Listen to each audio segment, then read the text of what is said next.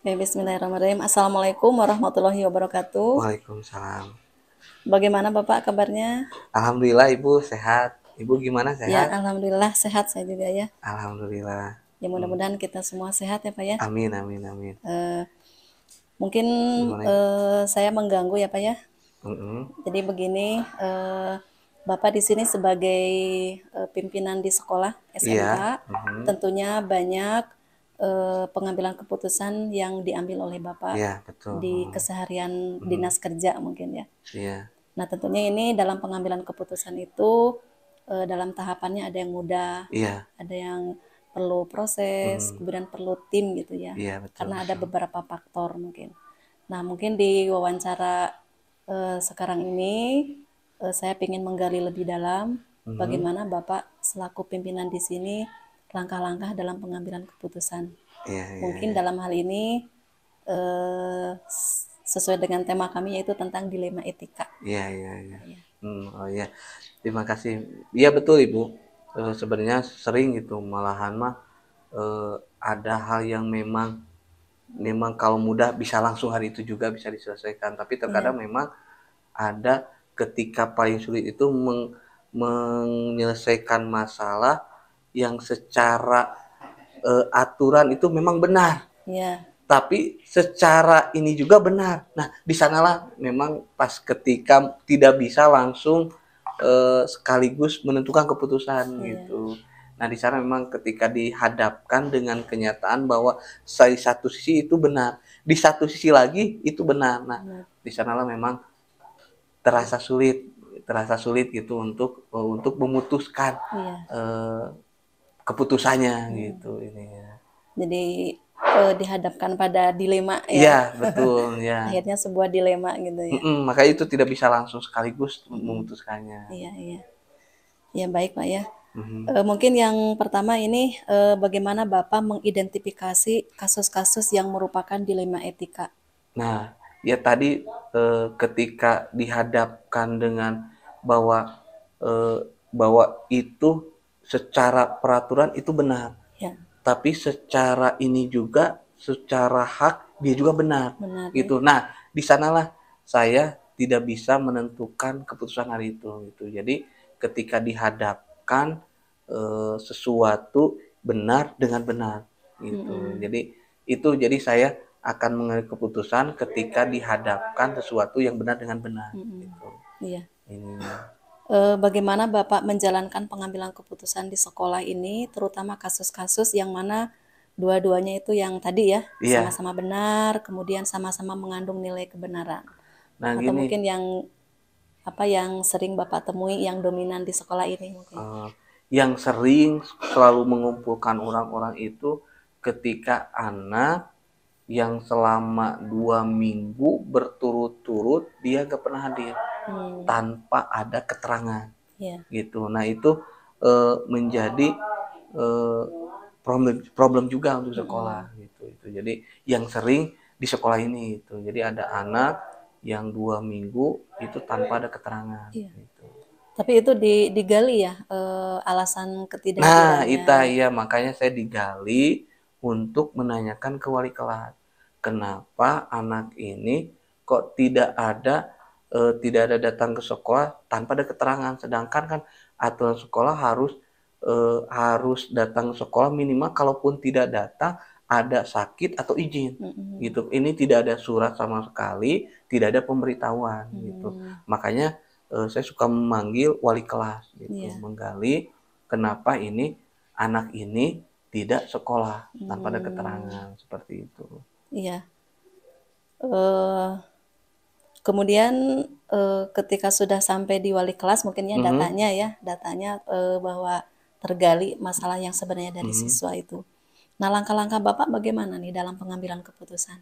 Nah, jadi saya bekerja sama kan dengan wali kelas, bahkan melibatkan kesiswaan, di sana juga ada BK gitu untuk mencarikan solusi terkait anak tersebut gitu. Terkait anak tersebut bagaimana langkah yang diambil Mm-mm. supaya anak ini jangan sampai ada kecemburuan dengan anak-anak yang lain Iya. gitu ininya. Nah, makanya langkah yang pertama yang saya ambil ketika sudah mencari informasi dari wali kelas, langkah selanjutnya saya memanggil orang tua. Oh iya. Memanggil orang tua untuk datang ke sekolah. Itu untuk datang ke sekolah. Akhirnya ketika sudah berembuk dengan beberapa wali kelas, kesiswaan, bahkan BP pun saya libatkan, lalu udah Pak, kita panggil aja orang tua untuk datang ke sekolah gitu. Nah, untuk datang sekolah kita tanyakan, takutnya di sekolahnya di rumah berangkat tapi di sininya tidak ada Iya, nggak gitu. nyampe ya. Iya, mau di telepon kebetulan orang tuanya tidak punya HP Iya. gitu. Nah, akhirnya kita layangkan surat Iya. pemanggilan orang tua gitu. Supaya orang tua datang ke sekolah untuk mengklarifikasinya. Kenapa anak tersebut tidak tidak datang ke sekolah itu selama 2 minggu berturut-turut gitu. Iya. Jadi ketika orang tua datang, berarti sudah tergali ya alasannya gitu ya. Nah, justru ketika suratnya itu orang tua tidak ada. Tidak datang hadir ke sini gitu. Jadi ketika surat itu mau dikasihkan ke temannya, udah jadi orang tua nggak ada. Orang tua nggak datang ke sini, jadi kan akhirnya bingung lagi. Akhirnya dikasih surat, ternyata kita selang tunggu beberapa hari, ternyata tidak ada. Gitu. Akhirnya kita pihak sekolah yang di sini diwakili oleh wali kelas untuk menghome visit ke rumahnya. Kenapa anak ini tidak sekolah dan surat yang kami berikan tidak datang orang tuanya. Nah, digali di sana di orang tua wali kelas datang ke rumahnya. Nah, ternyata pas datang wali kelas ke rumahnya itu ternyata orang tuanya tidak ada. Anaknya pun ternyata itu ikut sama orang tersebut membantu. Ketika saya ngobrol, ini informasi dari wali kelas. Jadi pas ketika wali kelas mengunjungi orang tuanya, kata tetangga tersebut dia bertani sama orang tuanya karena keterbatasan ekonomi.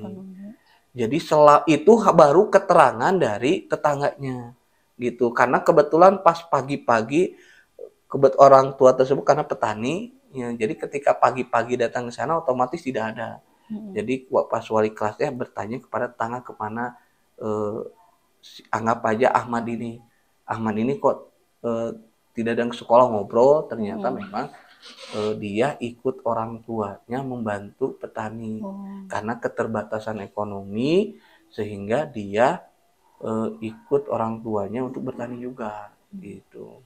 Ya berarti langkah-langkah Bapak tadi melibatkan wali kelas, kemudian surat tidak ada, ternyata ada langkah lain ya, yaitu home visit langsung. Betul. Ketika home visit juga melibatkan tetangga ya, karena saat itu yang kita tuju tidak ada. Nah, ternyata dari tetangga mendapatkan informasi yang sebenarnya. Betul. Ya, berarti itu juga baru kata tetangganya, nggak tahu belum soalnya belum ketemu. Iya, belum gitu. Ketemu dengan anaknya ya, dengan orang tuanya gitu. Iya. Ininya. Jadi ini ya langkah-langkahnya memang banyak option ya yang Bapak lakukan ya, option. Gitu. Jadi ketika A nggak bisa, berarti bagaimana mencari yang option B. Nah, iya betul. Okay. Berikutnya mungkin Bapak selama pengambilan keputusan di sekolah ini selaku pimpinan mungkin Bapak ya, apa yang dianggap efektif sehingga Bapak itu mudah atau bisa dalam pengambilan keputusan? Nah, karena memang pas waktu langkah kemarin baru hanya informasi di tetangga, pas kata tetangga katanya kalau pulang itu sore. Nah, akhirnya kami sebelum memutuskan itu bahwa ini seperti ini berarti masalahnya, ternyata saya harus kumpulkan data dulu biar nanti enak ketika memutuskan. Akhirnya yang saya efektif udah sore hari saya tugaskan wali kelas untuk datang karena sorenya itu orang tuanya sudah pada datang gitu ya. Nah, ternyata betul beberapa hari kemudian wali kelas datang di sore hari, ada orang tuanya, ada anaknya, dan memang betul Ternyata yang menjadi kendalanya itu dia gengsi karena belum bayar SPP. Gitu. Akhirnya siswanya down, orang tuanya udah weh kalau tidak punya uang mah nah seperti itu gitu. Nah, jadi akhirnya udah ketemu masalahnya ini pas ketika wali kelas dia itu merasa gengsi ketika teman-temannya sudah BSPP dia belum, akhirnya dia gengsi gitu. Nah, alhamdulillah sudah ketemu masalahnya lalu melaporkan dan alhamdulillah ternyata kita bisa tahu apa yang harus kita lakukan gitu karena sudah dapat akar dari masalahnya gitu. Ini. Iya, berarti yang barusan ya akar permasalahannya sudah didapatkan ya di lapangan atau di siswa tersebut. Oke, mungkin Bapak selama proses pengambilan keputusan mungkin ada tantangan ya yang dihadapi oleh Bapak. Seperti apa biasanya tuh? Nah, tantangannya justru itu dari dalam. Tantangannya ketika guru-guru itu, Pak udah weh, dari guru, dari siswa, ini udah 3 kali alpa berturut-turut juga udah jadi masalah gitu. Ini 2 minggu berturut-turut jadi dari guru, tangannya udah langsung keluarkan aja gitu ya. Terus belum kecemburuan sosial dari anak-anak gitu, ininya dari teman sekitar gitu. Karena dia udah anggap udah dikeluarkan oleh teman-temannya gitu. Karena dia tidak dihubungi susah sama teman-teman katanya, ditemui juga jarang dia bicara, ditanya sama teman juga dia nggak cerita apa-apa gitu. Jadi nah tatanya sudah dari dalam gitu, dari dalam. Dan akhirnya ketika saya menjelaskan ke guru-guru bahwa ini akar masalahnya, alhamdulillah gitu. Itu alhamdulillah semua bisa diterima gitu ininya. Makanya itu yang paling besar itu karena desakan dari guru dan dari siswa. Dari siswa kecemburuan sosial, dia hanya 2 minggu masih dianggap di sekolah gitu ininya. Terus dari guru mah jarang asup mah mau dipasihan nilai sih nah gitu ya nanti. Jadi ternyata kalau udah dijelaskan akar permasalahannya, alhamdulillah Jadi semuanya paham ya paham mereka. gitu. Gitu. Itu dijelaskannya melalui forum gitu ya? Nah itu pas rapat bulanan. Pas rapat bulanan. Karena kebetulan setiap setiap akhir bulan atau awal bulan suka ada evaluasi yang selalu 1 bulan apa yang sudah dikerjakan gitu. Ininya. Oh iya.